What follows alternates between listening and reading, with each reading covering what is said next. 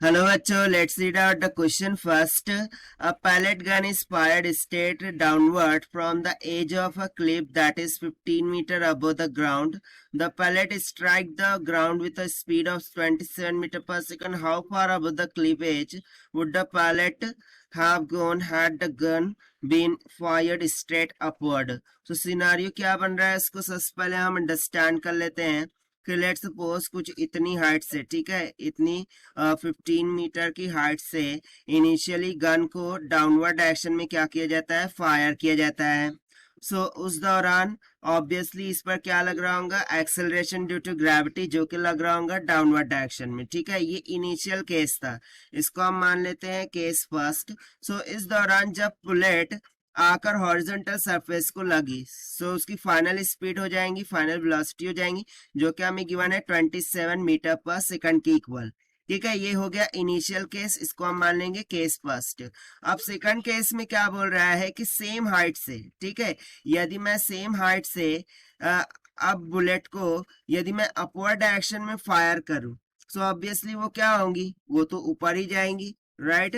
सो उसकी कुछ ना कुछ तो इनिशियल वेलोसिटी होंगी जिसके द्वारा वो अपवर्ड डायरेक्शन में जा रही होंगी।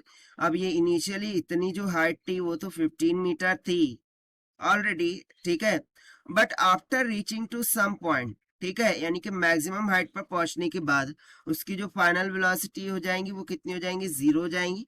और फिर उसके बाद वो फॉल बैक होकर इस तरीके से आ जाएंगी, ओके, रिटर्न आ जाएंगी from the top after reaching to the maximum height, वो वापस से फॉल बैक होकर नीचे की डायरेक्शन में वापस आ जाएंगी।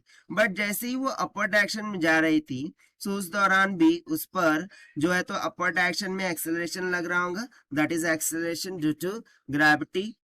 ठीक है, और डाउनवर्ड डायरेक्शन में जब आ रही होंगी तब भी एक्सेलरेशन ड्यू टू ग्रेविटी लग रहा होगा, यानी कि बेसिकली जब अपवर्ड डायरेक्शन में जा रही थी तब तो नहीं, बट जब डाउनवर्ड डायरेक्शन में वो फॉल बैक होंगी तो उस टाइम पर उस पर एक्सेलरेशन ड्यू टू ग्रेविटी लग रहा होगा जी। ठीक है, तो हमें क्या कैलकुलेट करना है कि यहाँ से तो यहाँ तक जो मैक्सिमम हाइट वो कवर करेंगी, दैट इज एच मैक्सिमम, वो कितनी होंगी वो यहाँ पर हमें कैलकुलेट करना है। तो चलिए स्टार्ट करते हैं हम की कॉन्सेप्ट से which we are going to use here for this question। so यहाँ पर की कॉन्सेप्ट हम क्या लगा सकते हैं, that will be nothing but the equation of motion v square minus u square is equals to twice of s। और यहाँ पर मैं केसेस लेकर चलूंगा, that is first case and second case। तो फर्स्ट केस के अकॉर्डिंग इनिशियल वेलोसिटी किससे fire किया गया है वो पता नहीं है, वो हमें फाइंड करना होगा।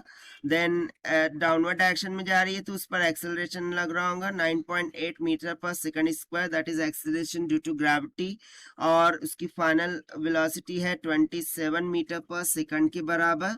और वो जो डिस्टेंस कवर कर रही है that is nothing but S, हो जाएगा 15 मीटर। इसको हम यहाँ सब्स्टिट्यूट कर देते हैं, सो क्या मिल जाएगा, देखिए v का स्क्वायर, सो v का स्क्वायर यानी कि 27 का whole square minus of u square will be as it is, that will be equals to 2 into acceleration due to gravity कितना हो जाएगा, माइनस का 9.8 क्योंकि डाउनवर्ड डायरेक्शन में है और हाइट भी डाउनवर्ड डायरेक्शन में है, इसीलिए माइनस का 15 हो जाएगा। सो देखिए इसको हम फर्दर सिंप्लीफाई करते हैं, सो यहाँ से u square will comes out to be कितना आ जाएगा 437.7।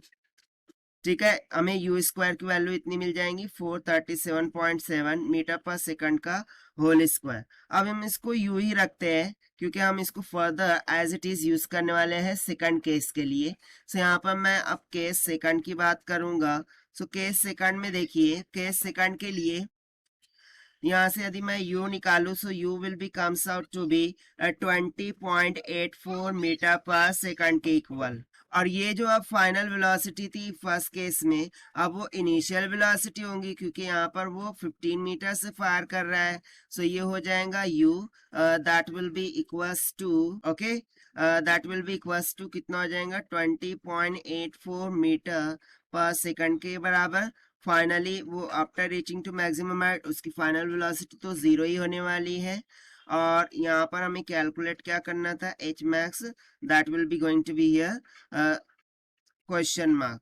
सो यहाँ पर सिंपली अगेन हम इक्वेशन ऑफ मोशन लगाएंगे, v square minus u square is equal to twice of a s. ना इस केस में भी एक्सेलरेशन क्या हो जाएगा, acceleration due to gravity 9.8 metre per second square. तो चलिए हम वैल्यू सब्स्टिट्यूट कर देते हैं। सो ये हो जाएगा 0 माइनस यू स्क्वायर की मैंने वैल्यू यहाँ पर निकाल के रखी थी 437.7, that will be comes out 2 multiply by 9.8 multiply by यहाँ पर s क्या है, डिस्टेंस जो कि हमें फाइंड करना है, यानी कि मैक्सिमम हाइट। सो ये हो जाएंगे h मैक्सिमम। सो यहाँ से देखिए h maximum comes out to be कितना आ जाएगा, 437.7 डिवाइडेड बाय 2 इंटू 9.8। सो इसको हम जब कैलकुलेट करेंगे तो अप्रोक्सीमेटली ये किसके इक्वल आ जाएगा, 22.5, जिसको हम अप्रोक्सीमेटली 22 मीटर के इक्वल लिख सकते हैं। ठीक है, सो हमारा आंसर क्या हो गया, 22 मीटर। यानी सेकंड केस में वो कितनी हाइट तक पहुंचेंगी, बुलेट 22 मीटर तक। Now let us take the options. यहाँ से option B will become correct. So this is the required solution which we have solved by using the equation v square minus u square is equals to twice a s. So this is the required solution. I hope you understood well. Best of luck. Thank you.